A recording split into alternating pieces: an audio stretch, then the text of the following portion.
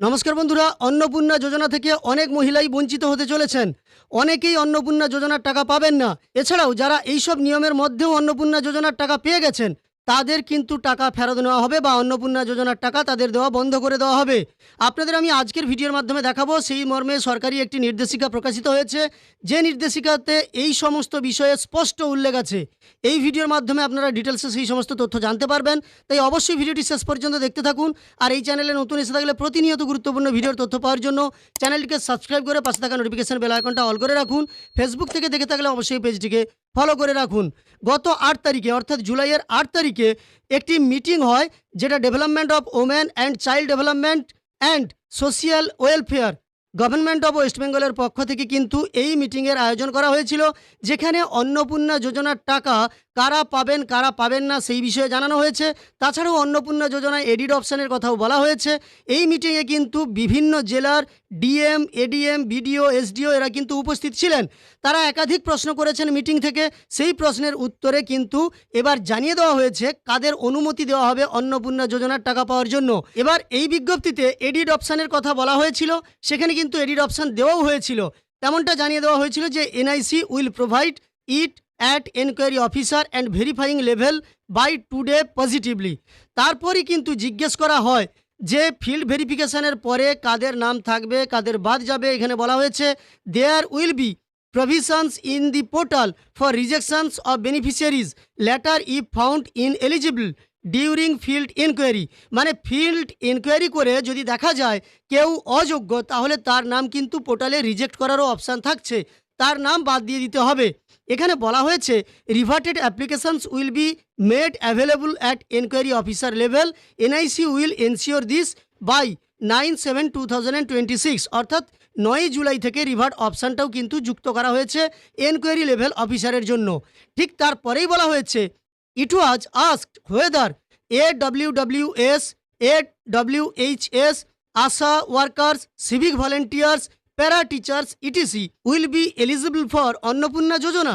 এক্ষেত্রে বলা হয়েছে it was inform that since they are engaged in government sector and receiving honorarium on a month basis, their applications may not be approved as of now till any further order। অর্থাৎ বলা হয়েছে যে স্বাস্থ্যকর্মী, আশাকর্মী, civic volunteer, para teacher এরা কি অন্নপূর্ণা যোজনার জন্য eligible হবেন? এখানে বলা হয়েছে আপাতত এদেরকে এলিজিবল করা হচ্ছে না বা এদের আবেদনপত্রগুলোকে মঞ্জুর করা হবে না, যেহেতু তারা সরকারের কাছ থেকে সাম্মানিক কিংবা কোনো বেতন পেয়ে থাকেন। তাই আপাতত তারা কিন্তু অন্নপূর্ণা যোজনার মাধ্যমে আর্থিক সুবিধা পাবেন না। এবার যারা আশাকর্মী কিংবা অঙ্গনওয়াড়ি কর্মী কিংবা সিভিক ভলেন্টিয়ার বা প্যারা টিচার ইত্যাদি যারা সরকারি বেতন কিংবা সাম্মানিক পেয়ে থাকেন, তারা যদি ইতিমধ্যে অন্নপূর্ণা যোজনার মাধ্যমে আর্থিক সাহায্য পেয়েছিলেন, তাদের কি হবে? দেখুন, তাদেরকে রিজেক্ট করা যাবে, এমনটাই কিন্তু যুক্ত করা হয়েছে, তাদেরকে বাতিল করা যাবে। এরপরই বলা হয়েছে দেখুন, query was raised regarding the family members of government employees, pensioners, income taxpayers should be considered or not, as the notification does not mention about the family members।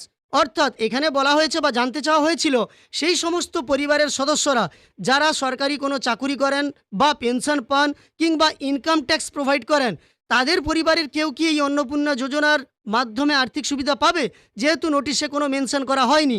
এক্ষেত্রেও বলা হয়েছে in this regard it is inform that applicants from such families may not be brought under the approved list as of নাও।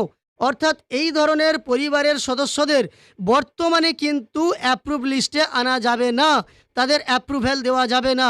আপাতত তারা অন্নপূর্ণা যোজনার সুবিধা পাচ্ছেন না। Priority should be given to the actual needy and eligible women. এখানে বলা হয়েছে priority তাদেরই দিতে হবে যারা সত্যিকারে খুবই দরিদ্র কিংবা এলিজিবল বা যোগ্য মহিলা, তাদেরকে কিন্তু প্রায়োরিটি দিতে হবে। ইন দিস রিগার্ড এখানে বলা হয়েছে ক্ল্যারিফিকেশন উড বি ইস্যুড, এখানে ক্ল্যারিফাইও করতে বলা হয়েছে। এরপরই BDO Takda asked about cinchona plantation workers to be eligible or not.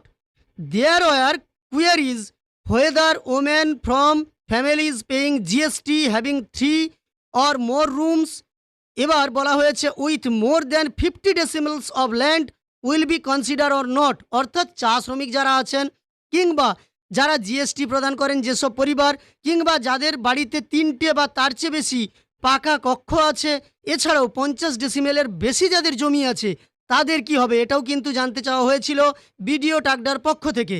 এখানে পরিষ্কারভাবে বলা হয়েছে, it was clarified that in all such cases inquiry be done following notification, এবং নোটিফিকেশান নম্বরটা দেওয়া আছে, যেটা 19/5/2026 প্রকাশ করা হয়েছিল, এবং বলা হয়েছে রেকমেন্ডেড দ্য কেসেস অ্যাকর্ডিংলি।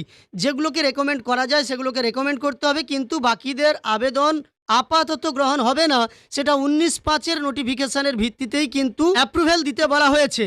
অর্থাৎ বুঝতে পারলেন, আপাতত 3টের বেশি পাকা রুম থাকলে, কিংবা আপনার 50 ডেসিমিলের বেশি জমি থাকলে, জিএসটি প্রদান করে থাকলে, সেক্ষেত্রে কিন্তু নির্ভর করছে ভেরিফাইং অফিসার দেখবেন। তো বাকি তথ্যগুলো আমি দেখাচ্ছি না, আপাতত আমরা যেটা জানতে চাইছি যে অন্নপূর্ণা যোজনায় কারা যোগ্য হবে, কারা যোগ্য হবে না, এই মর্মে সরকারি নোটিফিকেশান কি এসেছিল সেটাই আপনাদের সরাসরি দেখিয়ে দিলাম। একই সঙ্গে দেখুন, এখানে বলা হয়েছে যে এই অ্যাপ্রুভ্যাল দেওয়ার কাজ, কিংবা এই যে বেনিফিশিয়ারি যোগ্য কিনা তাদের অ্যাপ্লিকেশানগুলোকে মান্যতা দেওয়ার কাজ করতে বলা হয়েছে 10/7/2026 আজকের মধ্যেই। তবে আপনারা বুঝতে পারলেন, এই নোটিফিকেশানে স্পষ্ট উল্লেখ করা হলো কারা এই অন্নপূর্ণা যোজনার টাকা পাবেন, কারা পাবেন না।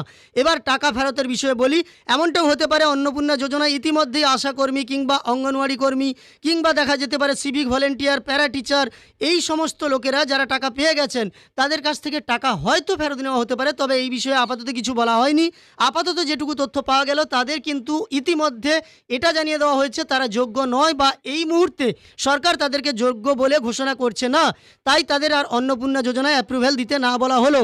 আজকের এই ভিডিওর মাধ্যমে আপনাদের ক্লিয়ারলি আমি সেই সমস্ত তথ্য দেখিয়ে দিলাম। সম্পূর্ণ ভিডিওটি আপনার উপকারে এসে থাকলে একটি লাইক করে উৎসাহিত করবেন। এই ধরনের তথ্য আরও পাওয়ার জন্য চ্যানেলটিকে সাবস্ক্রাইব করে পাশে থাকা নোটিফিকেশন বেল আইকনটা অল করে রাখবেন। ফেসবুক থেকে থাকলে অবশ্যই পেজটিকে ফলো করে রাখবেন।